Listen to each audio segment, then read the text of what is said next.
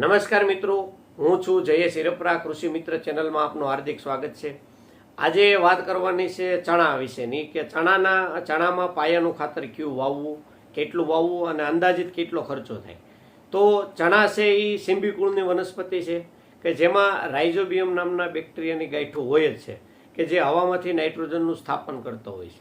જેવી રીતે મગફળી જે છે, મગફળી સેમ આપણે એ જ વર્ગમાં ચણા આવે છે. એટલે જો મગફળી કાઢીને આપણે ચણા વાવવા હોય તો ફોસ્ફરસનું પ્રમાણ વધારે રાખવું પડે, ફોસ્ફરસને લભ્ય બનાવવાના બેક્ટેરિયાનું પણ પ્રમાણ રાખવું પડે. અને ચણા છે એ ઓછા પિયતમાં થતો પાક હોવાથી જે કંઈ વિધિ છે કે જે કંઈ કરવાનું છે એ મેક્સિમમ આપણે 80% કે 100% પાયામાં જ જો આપણે બધું આપી દઈએ તો જ એમાં ઉત્પાદનમાં સારું રહે. પાછળથી આપણે બહુ આપી શકતા નથી. એનું કારણ છે કે ચણા છે એ ઓછા પિયતનો અને બિન પિયતનો પાક હોવાથી પાછળ આપણે ચણા ઉગી ગયા પછી ઘણી વખત 2 પિયત અથવા 3 પિયત જ આપવાના થતા હોય છે.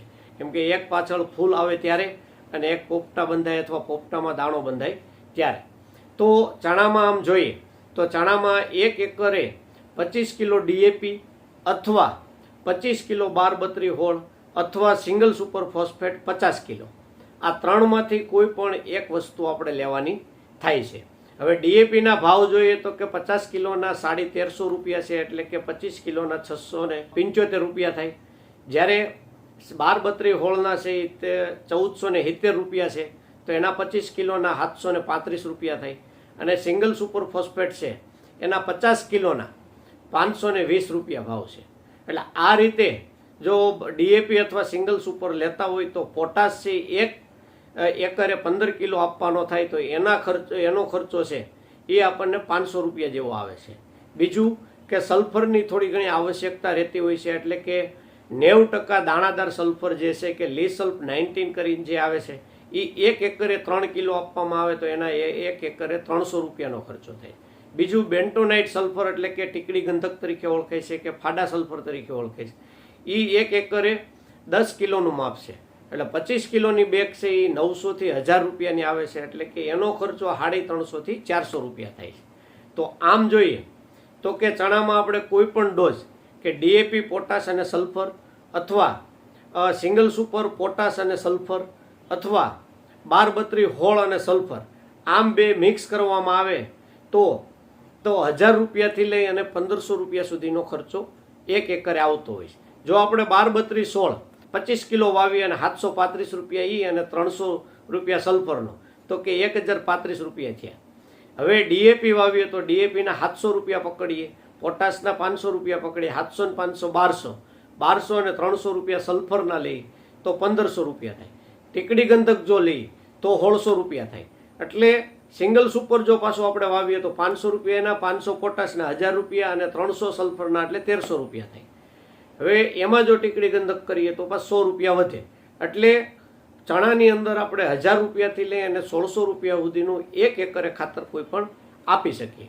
હવે આની અંદર વધારાનું જે આપવાનું થાય કે જે એનપીકે કન્સોર્ટિયા છે કે નાઇટ્રોજન, ફોસ્ફરસ અને પોટાશને લભ્ય બનાવતા જે મેલોક્ઝા એનપીકે 4G જો 1 એકરે 25 કિલો આપવાનું થાય તો એના પણ એક્સ્ટ્રા 1150 રૂપિયા થાય છે. હવે એ જો ન આપવું હોય તો ખાલી રાસાયણિક ખાતર આપવું હોય તો એ 1000 થી 1600 રૂપિયા સુધી આપી શકીએ.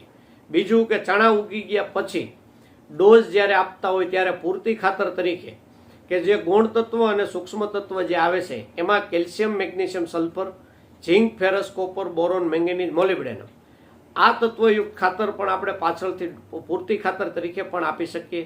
એમાં મેલોક્ઝા પૂરતી 5G છે 1 એકરે 25 કિલો આપીએ તો એમાં સૂક્ષ્મ તત્વ અને ગૌણ તત્વ બંને મળી રહે છે અને બીજા હોર્મોન્સ પણ એમાં આવી જાય છે. બીજું કે ઝીંક, ફેરસ, કોપર, બોરોન, મેંગેનીઝ વાળું જે ખાતર આવે છે એ ખાતર કદાચ ન આપ્યું હોય તો માઇક્રોન્યુટ્રન્ટ ઘણા બધા એ પ્રકારના આવે છે કે પાછળથી આપણે પંપમાં નાખી અને છંટકાવ પણ લઈ શકીએ. જેમ કે લિટમેક્સ પ્લસ હોય તો એક પંપે 30 ગ્રામ પ્રમાણ આપી શકાય. ન્યુટ્રીડેસ EDTA બેઝ ખાતર હોય તો એક પંપે 15 થી 20 ગ્રામ રાખી અને પણ માઇક્રોન્યુટ્રન્ટ પાછળથી પણ આપણે છંટકાવમાં આપી શકીએ છીએ. એટલે આ રીતે ખાતરનું પાયામાંથી જો વ્યવસ્થિત આયોજન કરવામાં આવે તો ચણામાં આપણને ઉત્પાદન પણ સારું મળે છે અને નાઇટ્રોજન યુક્ત જે કંઈ ખાતર છે એનો કંટ્રોલ રાખવાનો હોય છે.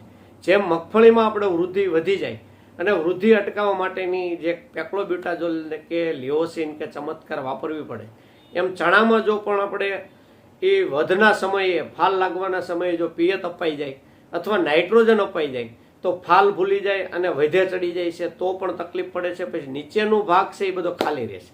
પછી ઉપર આપણે વધ અટકાવીએ અને ફાલની દવા છાંટીએ તો ઉપર ફાલ આવે છે. એટલે શક્ય હોય તો જ્યારે ફાલ સમય હોય ત્યારે થોડી ખેંચ પડવી, ખેંચ પડ્યા પછી ફાલ લાગી ગયા પછી પિયત આપવું અને પોપટામાં દાણો બંધાય ત્યારે પિયત આપવું. અને પાછળથી શક્ય હોય ત્યાં સુધી નાઇટ્રોજન આપવું જ નહીં. જો એમાં નાઇટ્રોજનની ઉણપ દેખાય કે નીચે પીળું પડતું હોય, બહુ વૃદ્ધિ ન થતી તો જ નાઇટ્રોજન આપવું. પણ ફોસ્ફરસ બહુ ખાસ અગત્યનો છે કે માંડવીવાળાના જો ચણા હોય તો ફોસ્ફરસ આપવો.